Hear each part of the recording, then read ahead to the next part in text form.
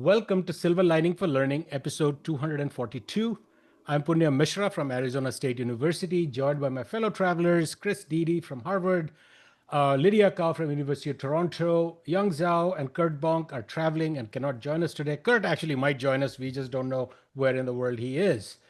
Each week on Silver Lining, we try to bring you diverse voices from classroom teachers to researchers to students themselves.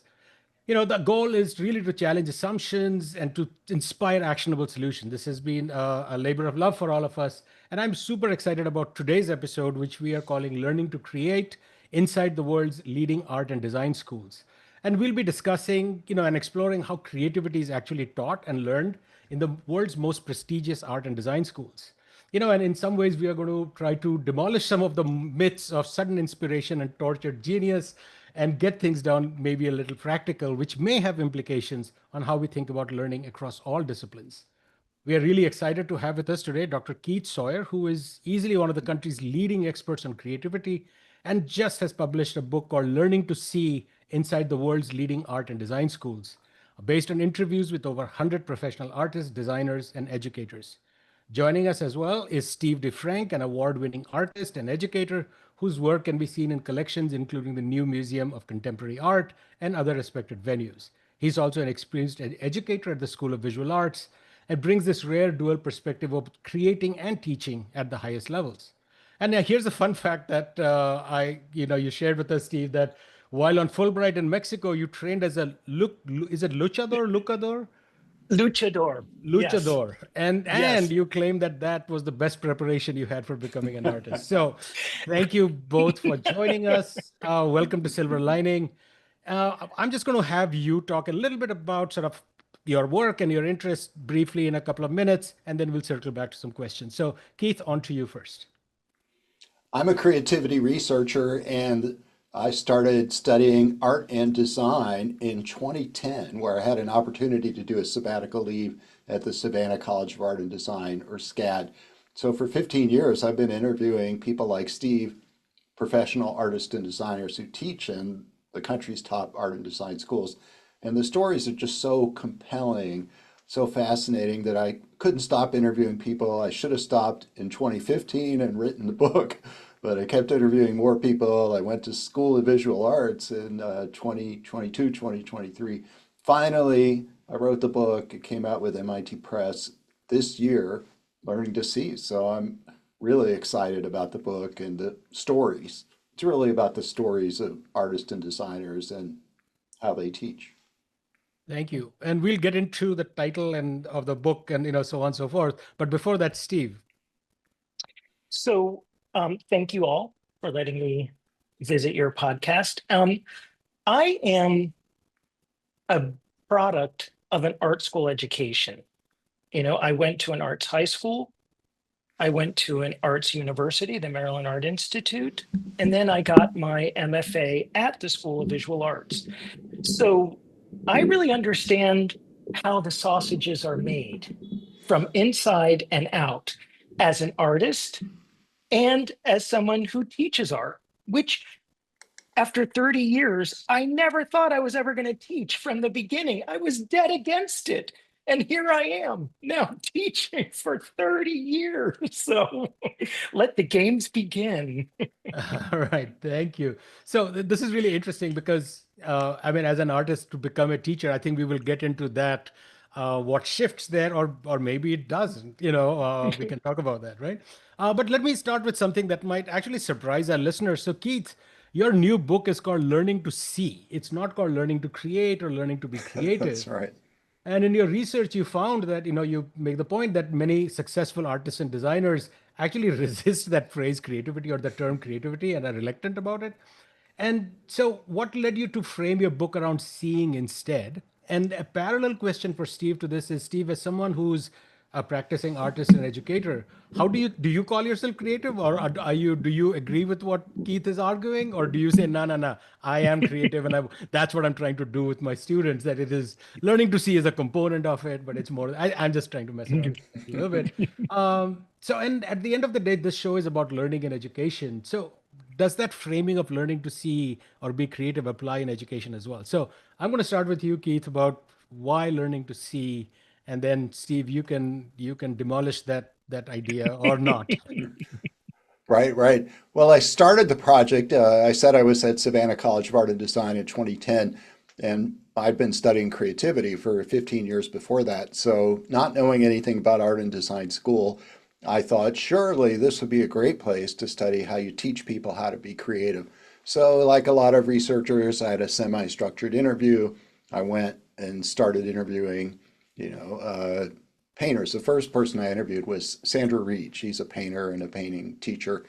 And I started my interview. How do you teach people how to be creative? How do you teach students how to be creative? And I was really surprised by her response. She was very uncomfortable.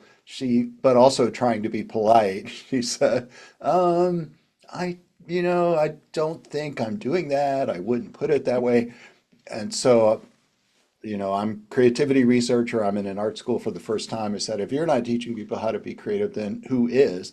But as a qualitative researcher, if someone says they don't like your question, what you do is say, well, what should I have asked you? So I said, so what are you teaching then? And then, of course, the conversation took off and people would start talking about really a lot of them. The first thing they would say is, I'm teaching students how to see. Cool. Steve? So I understand the fear, the apprehension with the word creativity. It is one of those words that we all know about, but I don't think we really understand it. And so the idea of seeing and teaching how to see, I think really gets to the point better and faster. And it I will just say I grew up in a family of 9 brothers and sisters, right? I I wanted to stand out and I didn't, right? How does a like I'm number 7 and in the line. And anybody who's a, Star Trek fan, I am 7 of 9. Um, joke lost on everybody. Yeah. Um, That's right. sorry. It's And okay. so my art let me stand out and Mm. in my family, which I love. But what it also did was I noticed I could see differently. And what did that mean? I could point and say, well, don't you see the texture? Don't you see that color? Don't you see? And when my brothers would say, what are you talking about? Now, creativity was something they would call me to make fun of me. Oh, you're a creative type. And we won't get into what I thought that meant back then. But, so that was a word that I sort of was like, I sort of had a little shyness around it. But I really do think part of my job is to teach young artists how to see before anything else. And there really is an art to it. You Mhm. can really teach people how to see. And you have to teach people how not to see at the All same right. time. We have to turn those eyes on and off like a switch. Mhm. Cool. So I have a follow-up question for each of you, and then we'll open it Yeah. up to the other. So I had my first class on Thursday, and the first Yes. assignment I give them, the moment they walk through the door, they get into random groups. They get a piece of paper with a letter on it, like A B C D E, something like that, and then they have to go out in the world and find that letter. Not in a printed, like you can't see E in the exit sign. You have to find E in some shape or something like that. And what that does, it changes the way you engage with the world. I did this Yes. one summer where I have this one photo set which is called Alphabet on Crack, which is the entire A through Z, found in cracks in the pavement. And it's a great way of being in the world. So I completely understand the learning to see. So I have to ask you this, Steve. How did training as a luchador help you become a better artist? And I have a different follow up for Keith, and then I will have Chris. Well, I don't know if you're all familiar with Mexican wrestling, lucha No, libre. I don't know. Oh, it's Yeah, I've lucha just libre. seen the bad movie Um, versions of it. So, I will try to get this concise. Um, so Mexican wrestling, lucha libre, it was really based on the American wrestling that we know and love today, like the WWF kind of thing. It traveled, it was in Texas. Some Mexican promoters were there saying, "Hey, we could do this." They brought it back into Mexico, and like so many other outside cultures, Mexico made it their own. And it is truly a battle of good and evil that takes place on a canvas ring. If that doesn't sound like a metaphor for painting, I don't know what is. But so you have, it is chaos, utter chaos in the ring.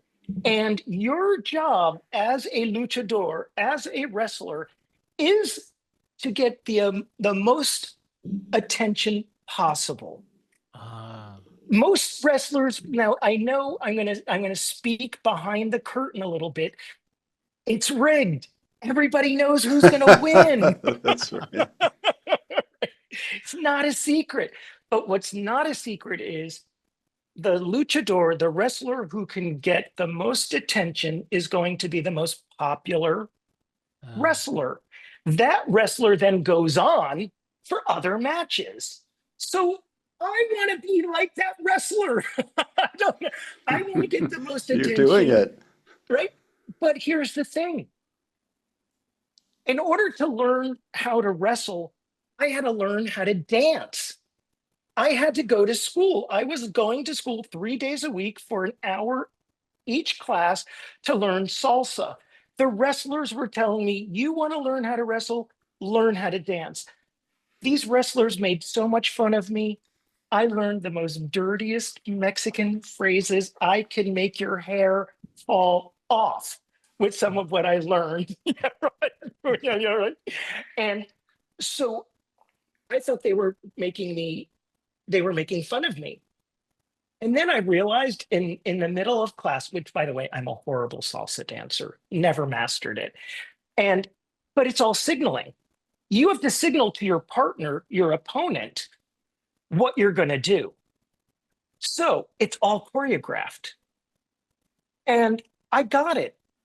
Painting, making artwork. It's chaos, but there's a structure underneath all of it. And then it's who's going to stand out, who's going to be the loudest, Hmm. who's going to be the grossest, who's going to be this, and gloves off. And I saw art in there.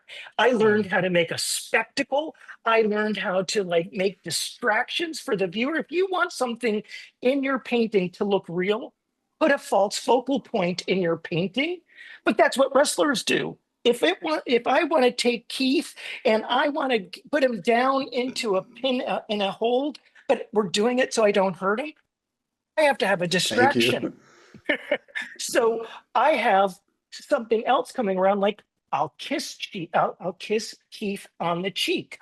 The crowd goes wild, but they're not seeing how we're resting him slowly on the ring, right? So I can do so if I want something to like be center in my work, I put it center, but it's also hiding or diminishing something else that I have control about. So it goes from the Hmm. theatrics to the technical, and I can clearly see it. And in the end, wrestling is about good and evil, socio political, sexual, and religious imagery. Everything I Cool. think painting has in it as well. So Nice. long, yeah, Thank you. yeah, sure. Thank you. So this actually is a great segue to the question I had for you, Keith, because most of your work before that was with improv and jazz musicians, sort of what Steve was talking about. So there's this interesting transition. And I'm wondering if you can speak a little bit to that, and then we'll pass it on to Chris. I was thinking exactly that, so I'm glad you asked. Exactly. I'm a jazz pianist, and that's how I got interested in creativity research in the first place. And for me, my fascination was with group dynamics, with the improvisational interactions with other people. So you're jazz musicians, you're playing, it's an ensemble art form, and everybody's interacting off of everyone else. But then I was in Chicago at graduate school and I started playing piano with improv theater groups. And I found, well, this is a form of jazz, but it's like a conversation. It's something everybody can understand. You don't have to be a jazz musician. So it was the same sort of interaction, but then I could use my analytic methodologies of interaction analysis, which Punya knows this is my more rigorous side of what I do and publish in academic journal articles. I study what goes on in between groups and how the group phenomena emerges from the creations, the creative actions of every individual. But, then I heard Steve say, you're trying to be the one who stands out the most. That's the opposite in improv theater groups. You are taught to focus on the group mind, and not to stand out. Mm. So it's hard to do. It's hard to teach you that way. I don't know, Steve. Do you feel like it was easier to try to be the one who was standing out? Sounds like you do. Sounds like that would be more your style. But Yes. the interaction, I think, is shared. Yes. The Right. the goal or the outcome might be different, the intention might be different, but you're still talking about a dance. You're still talking about Yes. Yeah. listening, paying attention, and responding. That Yeah. I could. There's so many thoughts and questions in my mind that we or conversation points about teaching and learning that come out of this, but we have other hosts. I don't know why we do. We do. That's Chris, on to you. Well, we could make it the Punya Mishra show, No, no, if no. needed. Um, I want to tell you about two kinds of conversations I find myself in frequently about creativity and get your thoughts on these. So, one of the fields that I work in is called learning engineering, but it's actually about engineering learning. And uh, instructional designers get angry when they're told about this field, and they say, this is bullshit because we already engineer learning. We don't need a new field. That's part of our field. Why are you, going to the trouble to invent something? And my response was, engineering learning is about how you learn things that can't be taught. Mm.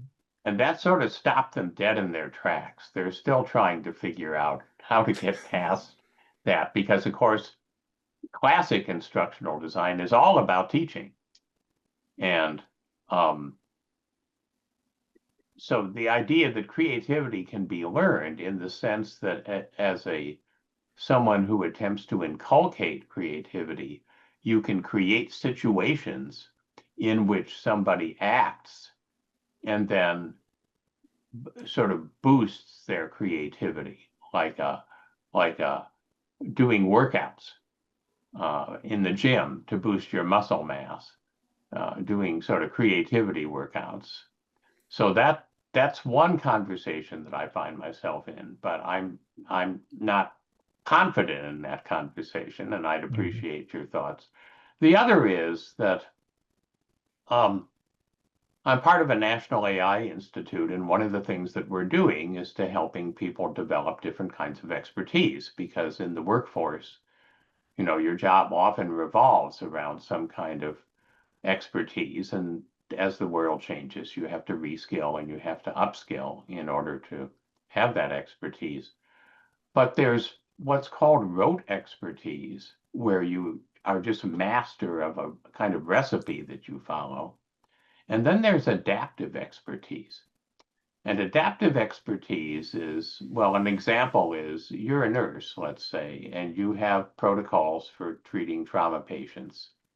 And those protocols are set up with an assumption that have essentially a couple people that you're working with. And there's a terrorist act, and all of a sudden you have 15 people. So you can't use your rote expertise. There's no way to apply it.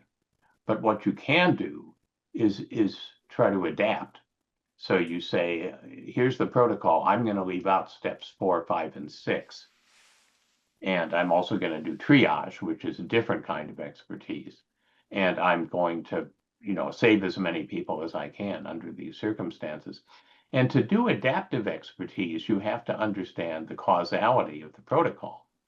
You have to know that you're taking off the hood ornament and you're not taking out the engine when you start adapting a protocol. And there's a kind of creativity, it seems to me, in adaptive expertise, because it isn't just a different rote. It's a kind of an intellectual flexibility that allows you to improvise based on circumstances. But again, that's not a conversation that I'm completely comfortable with. I wouldn't portray myself as an expert in this. So I'm curious as to whether those two conversations spark any thoughts in you. Yeah, I have a great parallel, and I'm a musician. I mentioned a jazz musician, but before I started playing jazz in high school, I was trained as a classical pianist, and I still will play Chopin waltzes or I'll play Haydn or Bach compositions, and it's very different from improvising with a jazz ensemble. And so I would say, some classical musicians would disagree with me, I'm sure, but playing Chopin, I'm playing notes off of a page. So you would call that rote expertise. I think that's a fair comparison. When you compare it to jazz improvisation, when you don't know what's going to happen and you're following, and what I saw when I interviewed, now I'm passing it on to Steve, what I saw when I talked to painters and designers about what they do is very much improvisational. You don't paint from, paint by numbers on the canvas. The process of creation is improvisational. So I think, what we're talking about in the creative professions, whether it's jazz or whether it's painting, I think it's going to align cognitively with what you're calling adaptive expertise. Yeah, Well, if I can absolutely. just jump in before Steve, I think that though that you're probably better as a jazz pianist for having had the classical piano work because you understand things about harmonics, you understand things about tempo and timing from the classical work. And when you're improvising, you're actually drawing on a body of knowledge that comes out of the rote expertise. Is that a fair statement? Oh, absolutely. Yeah. And a lot of jazz musicians learn by ear. I mean, not so much anymore with the advent of jazz programs in schools and graduate schools, but traditionally, a lot of them have learned by ear and maybe not even read music. So there's a different approach. So sometimes people will say they can hear if a player has that classical music background. So certainly, I would say you play differently. I wouldn't want to compare to a person who hasn't been trained classically and say, I'm better because I had that classical training. I have a lot of difficulty playing without music. I'm very focused on the page, and honestly, it's a drawback. I have difficulty performing without music in front of me. So there's a disadvantage as well, I suppose. Yeah, to respond to what's been said, you know, I it's teaching in art school is so different than working in your studio in real life, right? It's two different things, but I was trained classically, right? Just sort of like I had to, for example, I had to draw plaster cast models before I was allowed to draw from a live model, right? We had to reach Mm. certain levels of technique before, and I thought this was ridiculous. I thought, what are we living in? What century is this?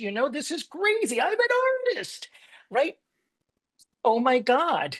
I want to take all my first year students. I'm a foundation teacher. I'm first year. And I find my job is to impart not only how to think about making artwork, but to give them technical skills, things that they can fall back on. And then when they're in their third year, I come back to them and I say, yeah, now you have to forget everything you've learned. Just get rid of it. How do you do that? How do you say that? It's crazy. It really is. It makes you bonkers.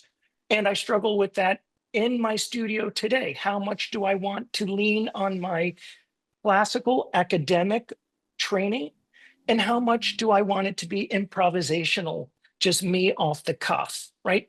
And it's such a pluralistic art world that anything goes. So how do you even base it on that? So you have to find something within yourself, but I am a firm believer that you learn technique and then you can learn how to have fun. It doesn't mean we don't have fun.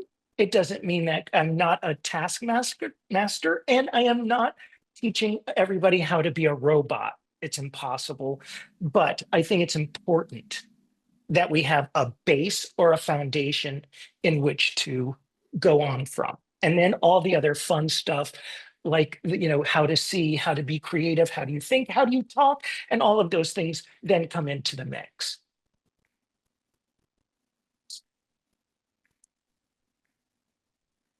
If I Lydia, may you want to jump. come in? Yeah, thank you, Punya. And I really enjoyed this conversation so far. I see if there's one takeaway for me right now, I just see creativity as being this constant navigation of different tensions and paradox. Like, Steve, you talk about these structure and versus freedom, and you also talk about having these techniques and versus this kind of expression of the self. So it's just really interesting.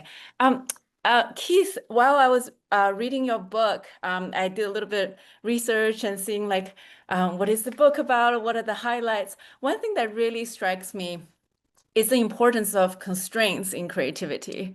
I was wondering about that because constraints can also simultaneously being a good excuse for paralysis, for not doing anything. Like I have this constraint, I can't do anything about it. So again, another like paradox, a tension we have to navigate. I just want to hear both of your thoughts, Keith and Steve. What do you think about this paradox and how do you help people and practitioners to navigate this paradox?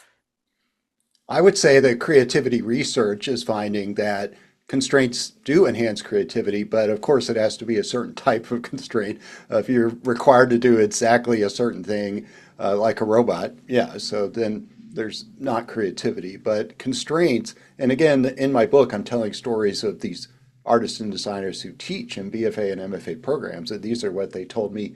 They will talk about using constraints in the assignments that they give to students. And these assignments might have constraints that you wouldn't have in professional practice. So, you're someone like Steve, or you're an architect in professional practice. You might not do architecture with exactly these constraints, but you can talk in a very articulate way about why they picked certain constraints to guide students in a more productive way through a process of learning. So the constraints, and I have a chapter in my book about different things that constraints do. But this is in the context of teaching people how to create. So for example, one thing that constraints will do is they prevent you, let's say you're a student, they prevent students from doing what they already know how to do.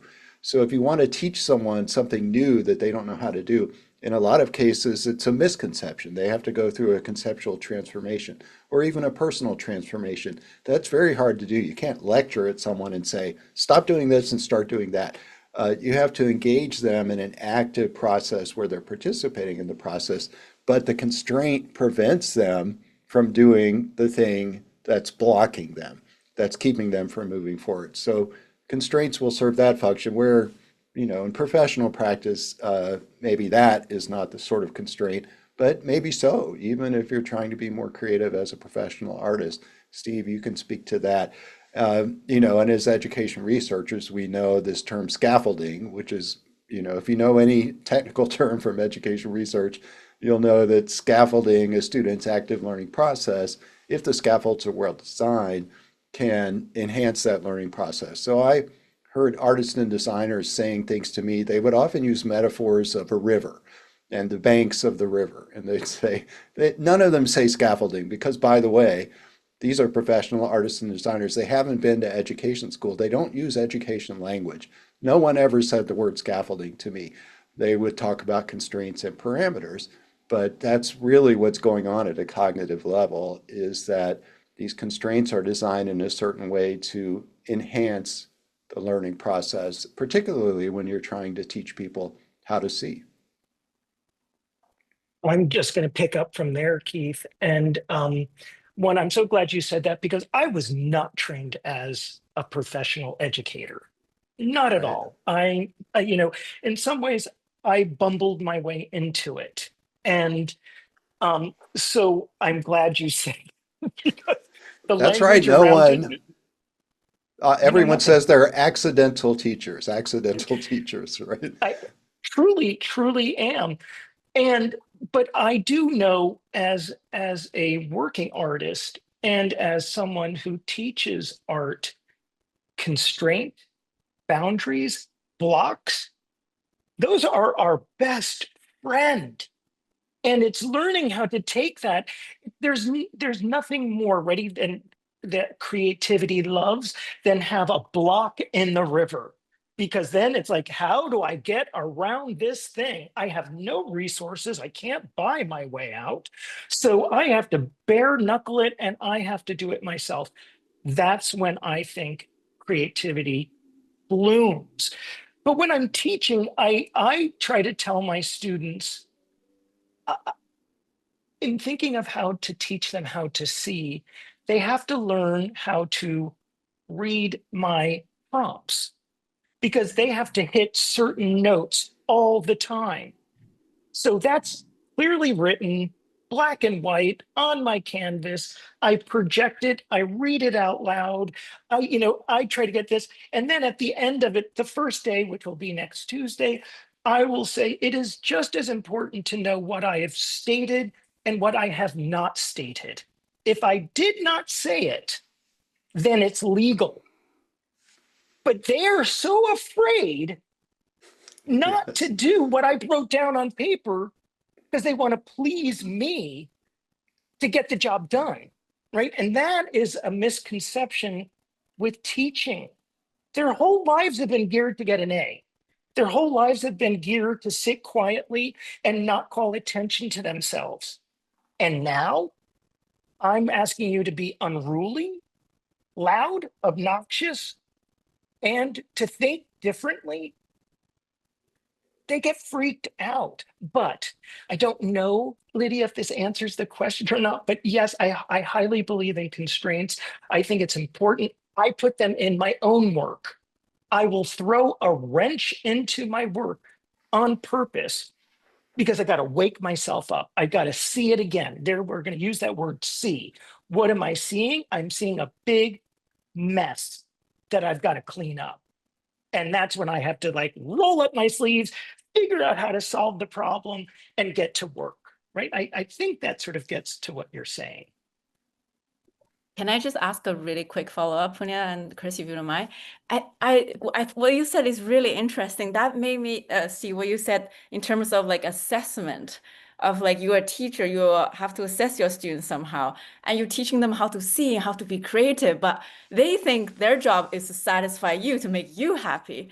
How do you navigate this? How do you assess creativity in classes? Oh my God, Lydia, I have a perfect example.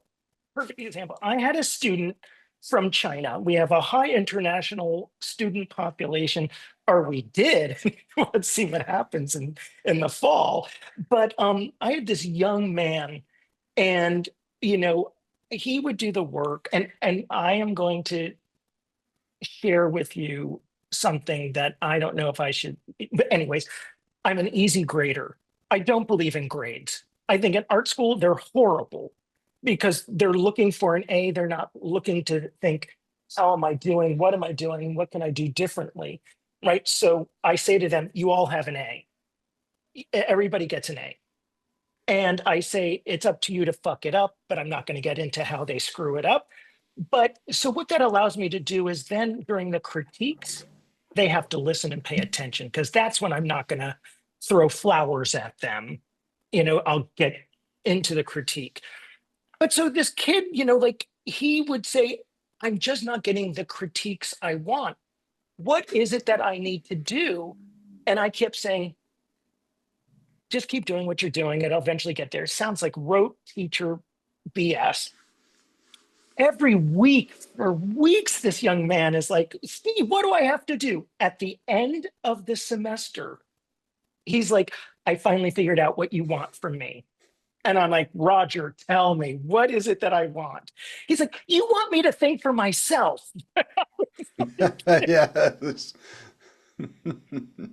You got it. You got it. But you can see, though, Lydia, you can see week to week, like how the kids are doing, where like if they like I require like 6 hours outside of work for them to work on there. It's an arbitrary number. It's actually not. They do some science with our courses and figure out that. Right. But I can tell when a student is just doing it. But when the kid spends 20 hours on an assignment, something happened there.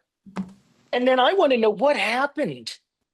Why did you not stop when you could have stopped 14 hours ago? Right. And they were like, I got into it. Oh, tell me why you got into it. How did you get in it? There's my assessment. There's something just happened. A connection just happened. And now it's public. And now the rest of the class just saw that. And now they're hungry, hungry hippos. And everybody wants to get that attention. Right. So now I don't have to do much of anything. The next week, students will come in and they're just like, I spent all this time, Steve. Look at how much time I spent. So I know something's happening in the classroom. It's just we can't use these certain standards while teaching artwork. Even though we have to have funding from the US government, we have to have all this funding, we have to have all these check marks. In the end, it means nothing to me in my classroom. It's just what I see. Keith, do you want to add anything before we sort of go in a slightly different direction? I love that. Yeah, thank you, Steve. And I said I was doing this research, interviewing people for over 10 years, and I was doing a series of academic journal articles. I was identifying, like grounded theory analysis, conceptual clusters, for the more academic listeners. And one of my conceptual clusters was assessment. What is it that we're looking for in student work? So of course I'm asking this, how do you know who's a good student? How do you decide who gets an A? And I heard a wide range, a wide variety of answers. There's some art schools that have an art school policy. We're not giving any grades. There are some instructors who have a policy. I give one grade at the end, but I'm not grading the individual assignments. Then you got a place like SCAD where they say every professor has to have 5 graded assignments every 10 weeks minimum. So they really emphasize grades. But I would hear professors say things like, I don't know, conceptual depth. We're looking for conceptual depth. We're looking for visual coherence. So I'm not in arts. How do you measure these things? A 3D design class will say, we're looking for an understanding of 3D space. That's on the syllabus. This is a learning outcome, understanding of 3D space. Like, how, what do you do with that if you're a dean or a provost? So I never wrote a journal article about assessment in art and design school. I have all these notes. I tried to write a journal article. I can't, Steve, I can't figure it out. Yeah, how do you assess whether someone has an understanding of 3D visual space? Do you just know? I mean, a lot of professors told me, yeah, we know, we all agree. We can see it in a student's work, and my colleague over there, they're going to say the same thing. If you understand visual space, then we're going to see that you understand it. I don't know, Steve, would you say you have this consensus, at least for these basic things? Like you can see it when a student gets it. You just said that, right? You can see it when a student. Absolutely. Yes, you can definitely see it. And again, am I have to use Canvas at the School of Visual Arts. I have to on my syllabus, I have to put out outcomes. And I can't predict that. I have a wish list of what I want and all of that. But there a lot of the times you do see it, and sometimes students will give you like credit. And all I could say to them is like, I was just at the right place at the right time when you hit the nail. And it's like, I really didn't do anything. And it's funny because I'll have freshmen who are floundering, right? And who academically shouldn't go on to the next academic year. But then this one kid is now represented by 3 galleries. So he got something out of his education, but he was not a great student at Right. all. So where does the measure come in there? And then the student who got straight A's, who could technically paint themselves out of a wet paper bag, is probably packing brown bags at a grocery store, right? So what's the measure with all of Yeah. this? I don't know. And it's crazy inducing. It really makes one crazy because the measuring is really, I don't believe it's actually there. But Keith, I can, I know it when I see it. And, and it's also odd that when a student can hit it and then the next assignment not, and you think, where did he go? Where did she, what happened to her? Right? It's like, it's high and low, and that's why I think grading is really awful. Mhm. For me, it's really bad. And, and I'm not kidding. I give an A to everything unless they break some of my cardinal rules. But Right. Now, I had the same question last semester from a student, like, how do you do your grading? I said, if you want just a 4.0, you can leave. I'll give you a 4.0. You don't have to show up.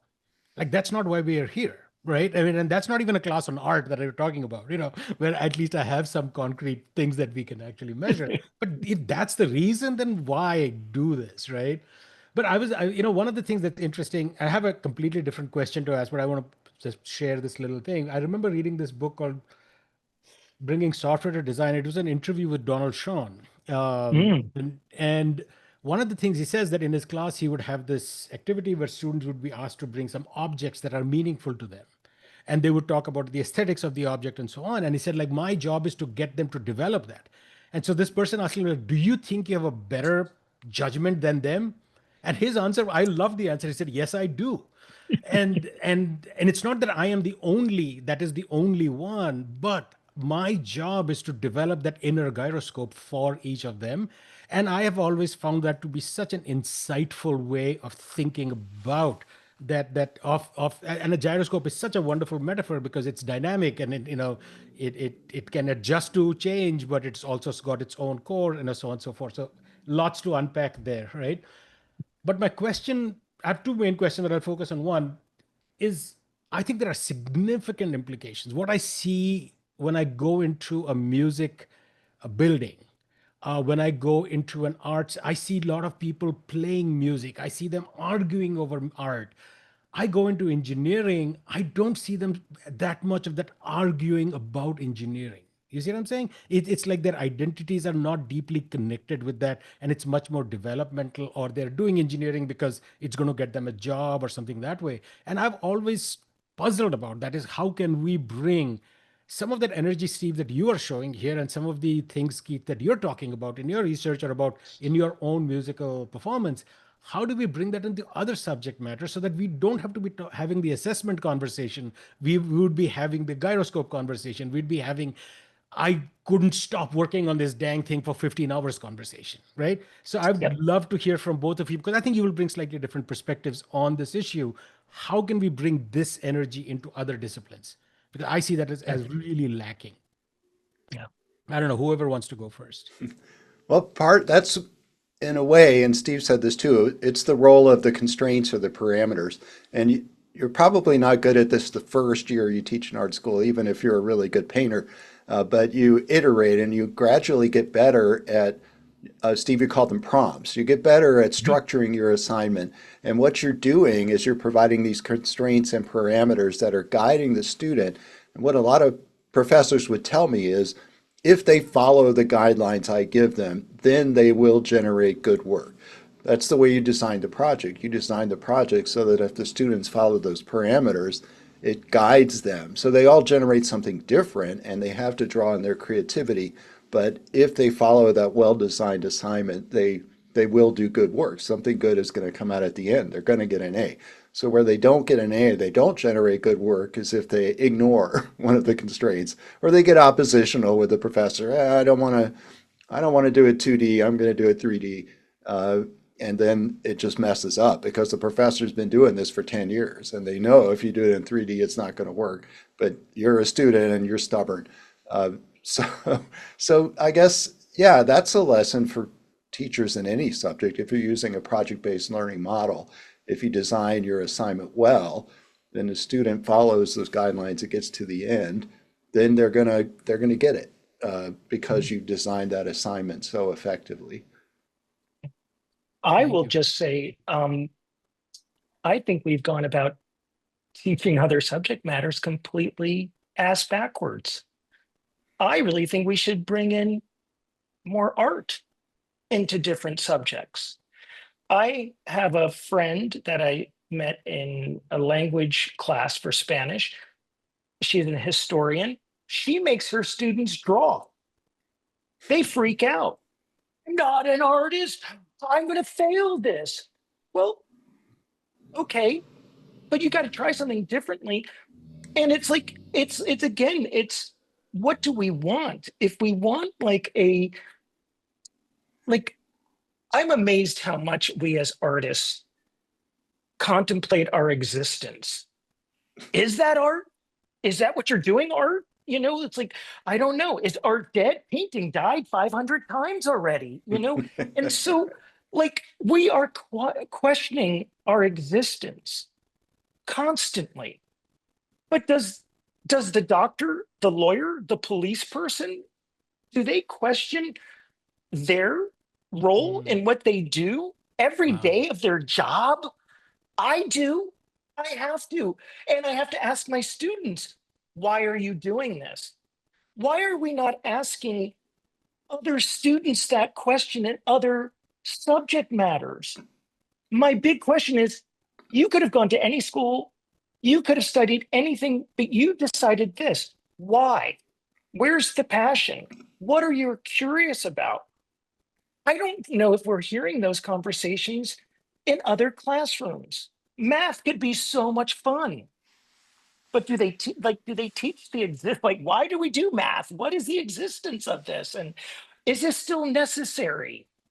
Right? So we're asking pretty profound questions that I think they should be asking to all professions. Why is it just relegated to Yeah. the arts? And maybe it is. I don't know. I've never taught No, it. no, I love that. No, And it's not. and what I'm reminded of is like I did my undergraduate is in engineering, and at the end of 4 years, I did not think of myself as an engineer. So I love science and math. So I said, okay, I'm going to make educational film, moved over to design school. Within a month, I was calling myself a designer. And I often wonder what was it in that 1 month? I couldn't have changed so much. And one of my friends told me that his daughter, she was like 3 years old, was learning to swim. And she doesn't say, I'm learning to swim. She says, I am a swimmer. And I think that's the difference between like how we teach, how we think about learning and teaching in the discipline, other disciplines and the arts. In the arts, I am a musician and I'm going to get better. In the Yes. other place, it's I am going to become an engineer. You see what I'm saying? Like Yeah. it's not like Yeah. I am a doctor and I'm no, no, no, you cannot be until. And I think that has something to do with it as well, which is the sense of identity and belonging. I mean, I still call myself a designer. I am an educational designer. I don't do graphic design. I don't make films anymore. I do some, but it's like more like side fun stuff. But Yeah. I'm an educational designer. That identity has stayed with me now for 30 plus years. The engineering one never caught on and went away in a flash. And I think there's something that I think you're talking about there. I know Mhm. Chris is waiting, and so Chris, on to you. But thank you for that. I love the last point that you made, Steve. So I really, really, really appreciate that. Chris. So I want to go back with where you started in terms of teaching people to see. One of the mantras I remember from the limited exposure I had to creativity instruction is making the familiar strange and the strange familiar. Is that part of seeing? Can you riff off of that for a bit? I think so, yeah. And I've heard that phrase too in the context of ethnography, anthropology, that you go to another culture that's very different from yours, and you think you're studying something strange and different, but then what happens is you start to see your own culture as something strange and different through the eyes of this other culture. So that's an example of learning to see, because these are things you don't see They're things you take for granted because it's your own culture. And I think Steve would second this, that's what's going on in everyday life. We walk around, we all see cracks in the sidewalk, but we just don't notice them. We all see tree leaves causing shadows on the grass, but we don't notice the shadows, and we don't notice the sunlit spaces in between the shadows. But someone like Steve is going to notice that. Yeah, I think there's a parallel to this making the strange familiar, at least in that ethnographic or cultural context. It's like, the air you breathe is your culture, so you don't even think, that you're surrounded by air. Uh, or a fish swimming in water is another example. The fish never says, "I'm swimming" or "I'm in water." That's just the life for the fish. Um, okay, so I'll pass it on. I'm kind of Yeah. running out of ideas, but yeah.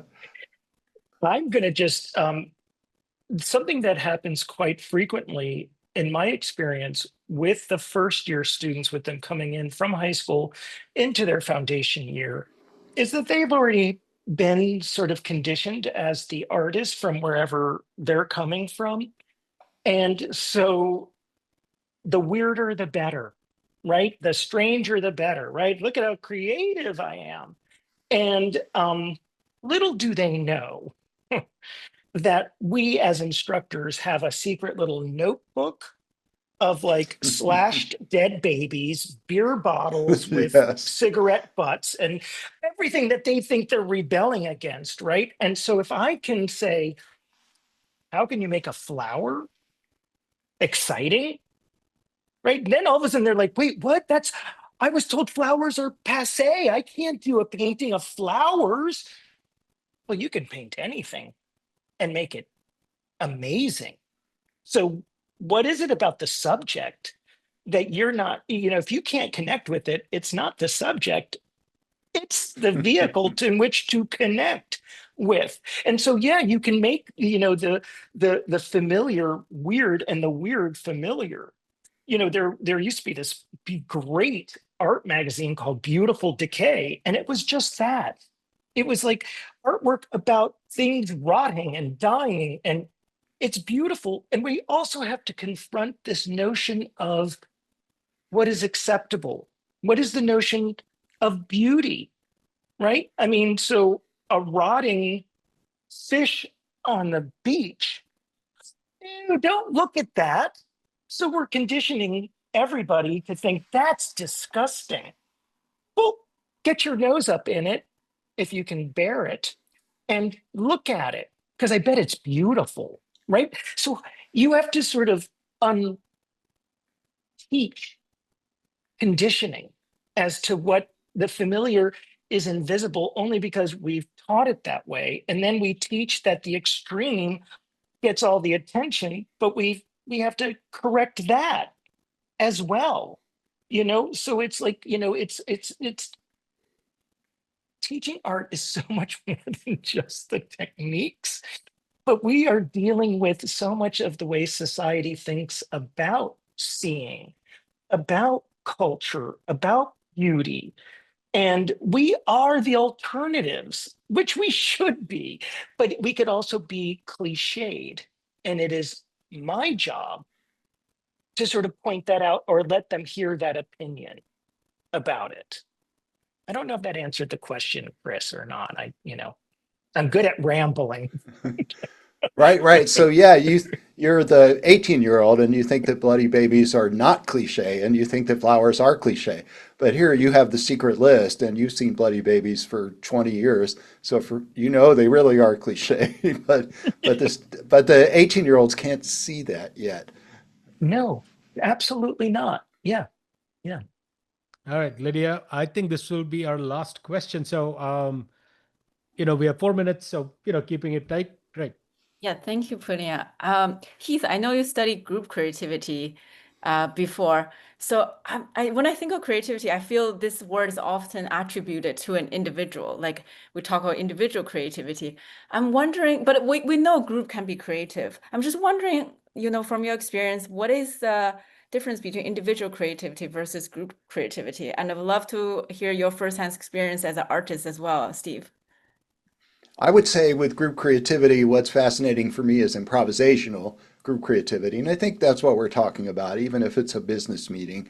It's not creativity if the group is just following a script or if you're just sticking with the agenda. So yeah, it's improvisational. And what makes it different from solitary creativity is the interactional dynamics. It's surprising things that someone else would do that are not what you were expecting. So if you go into an improvisational encounter with the idea that you know what's going to happen and you're assuming what other people are going to do. They're not going to do that. So you have to have a mindset of listening and awareness and responsiveness, and that's what gives you the power of the group. Of group creativity is that when all these people interact with each other improvisationally, something emerges, and I use that term all the time, emergence. It's the emergence from the group and the group interaction of something greater than the sum of the parts, but maybe better to say something that emerges that no one could have thought of on their own. And then when I study art and design, it's interesting. My new book, Learning to See, I don't talk about collaboration at all. But what I see in the creative process, I still see improvisationality and I still see emergence. When you engage in a certain kind of creative process that I see artists and designers engaging in, the exciting new ideas emerge. You don't know what they are at the beginning. You learn what they are during the process. So for me, there's a parallel there, even though one's a group and one's an individual. I see it's all improvisation and emergence. For me, what as teaching in visual arts, we're all, the artist has this stereotype of being a loner and working in our cold, empty loft. Who can afford a loft, and why is it cold? Um, but so I know this coming in. Everybody wants to work individually, but my classroom is a group, and I have to see it collectively as a group, and we have to work together as a group to make this semester, to make my class function. I really need to have the group feel comfortable with themselves, with me, and as a whole.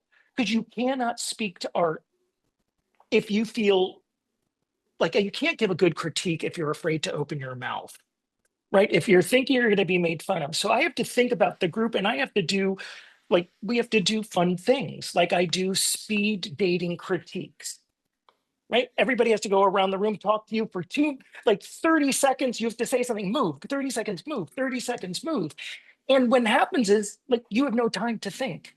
That's a group, right? And so I have to work as a group and as the individual. And I find that I think that, you know, as the teacher, I am the person who orchestrates that. I have to do back and forth. The first day of class, I give a group assignment, which they hate. They moan and groan, but it's an icebreaker. And just for shits and giggles, I make them go out into the streets of New York City because they're new to it. They all have to download a running app, like a GPS app, and as a group, they have to draw a huge image on the grid of New York City, and then they have to come back in and tell me how did it work. And what do I get is, why did we have to do this? Like, that was stupid. I'm like, yes, you got it. I'll leave that dangling. I'm looking at that. I can't believe this hour just sped by. There's so many other things that I would love to continue chatting about, but I know we had asked for an hour from both of you. So thank you both very much. Congratulations, Steve, again, Keith, on your new book, and Steve for joining us and the energy that you bring to, I'm sure, everything that you do. And that's wonderful to have on our show today. Chris is going to introduce the next episode. Yes, a week from today, on Saturday, the 30th of August, at 10 a.m., unusual time, but it reflects the fact that our experts are in India. Microsoft India has been funding some very interesting and innovative projects, and we're going to have the leaders of two of them along with the Microsoft Program Officer to discuss what's going on. So hope to see you then.